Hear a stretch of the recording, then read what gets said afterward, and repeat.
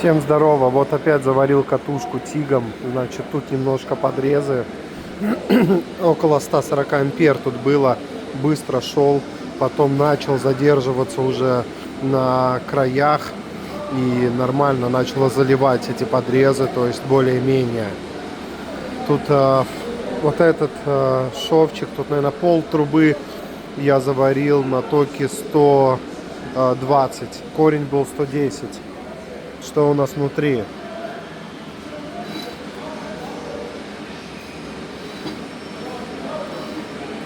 Нормально, корень есть. Что думаете? Может быть, надо было чуть больше тока на облицовку дать или так сойдет?